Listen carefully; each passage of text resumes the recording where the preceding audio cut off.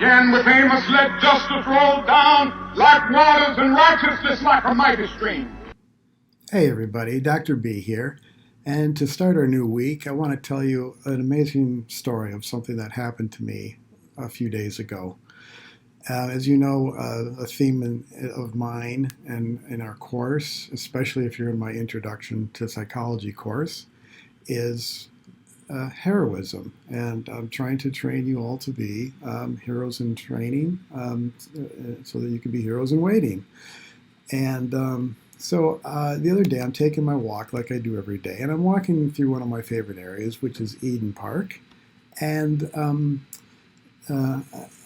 listening to a podcast, which I'll describe in a second, and I stop and sit on this bench here in front of this this statue, this fountain, and I'm half paying attention to the podcast, and I'm reading and responding to these text messages that I had just gotten, and I'm listening to a new podcast by a historian named John Meacham from a series called It Was Said, and it's about famous inspirational speeches. And this episode was about MLK's final speech. The last speech he very coincidentally gave the night before he died, the so-called "I've been to the mountaintop" speech. And the very next morning, he was assassinated, coming out of his hotel room in Memphis, Tennessee.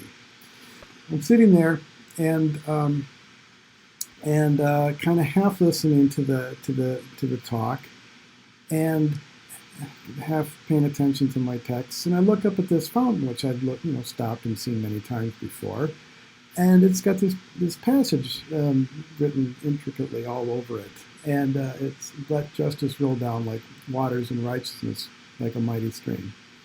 And I've wondered before, and I wondered at that moment, I've heard this before. Where's this from? I wonder where this is from. Well, not 15 seconds later, I hear this. Again with Amos let justice roll down like waters and righteousness like a mighty stream. This is playing in my head just seconds after I'm looking at this and wondering where this passage is from. And it's from this final speech of MLK's, all right? So what an amazing coincidence. I mean, all these things fell together for this to happen in one place and time. And it was just absolutely inspiring and astonishing for me. And it made me look into this speech more and learn more about it. And it has all kinds of themes in it. And so this phrase that, it's, by the way, from the Bible, from Amos 5:24. And he's worked that passage into these two of his most famous speeches in his all too short, illustrious lifetime. He worked it into his "I Have a Dream" speech, which very coincidentally also came out. He did that speech 57 years ago, a few days ago, last week, and in this final speech of his. All right.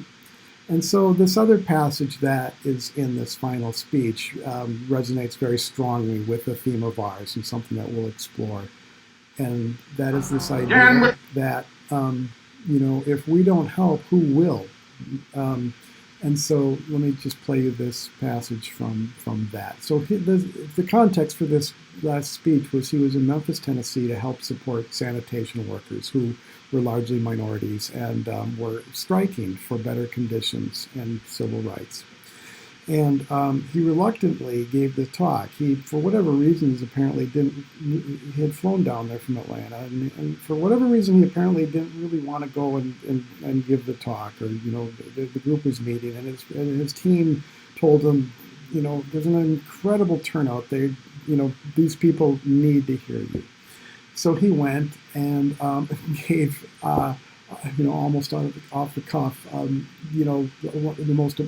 of the most amazing speeches in history, and again, this passage from it I love, and it just resonates with everything that we're doing in this course. That's the question before you tonight. Yes? Not if I stop to help the sanitation workers, what will happen to my job? Not if I stop to help the sanitation workers, what will happen to all of the hours that I usually spend in my office every day and every week as a pastor? The question is not if I stop to help this man in need, what will happen to me? The question is, if I do not stop to help the sanitation workers, what will happen to them? That's the question. Yes, that's the question. If we don't help, who will?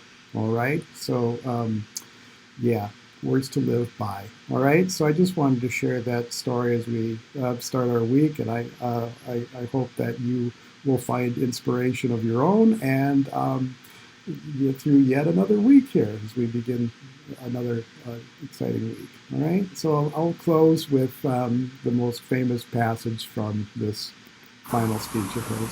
Well, I don't know what will happen now. We've got some difficult days ahead. But it really doesn't matter with me now, because I've been to the mountaintop. I don't mind. Like anybody, I would like to live a long life. Longevity has its place. But I'm not concerned about that now. I just want to do God's will. And He's allowed me to go up to the mountain. And I've looked over. And I've seen the promised land. I may not get there with you. But I want you to know tonight that we as a people will get to the promised land.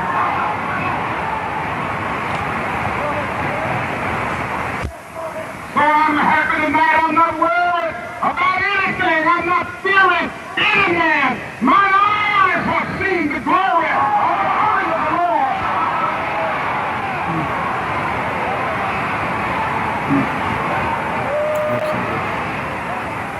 And to think, he gave that talk the night before he was shot and killed. It seems almost prophetic. Just astonishing. That's it. Well, have a great week, and remember, the world needs heroes. The world needs you. So keep your cape on, and do what you can to make the world a better place for at least some people this week. All right. See you next time. Bye now.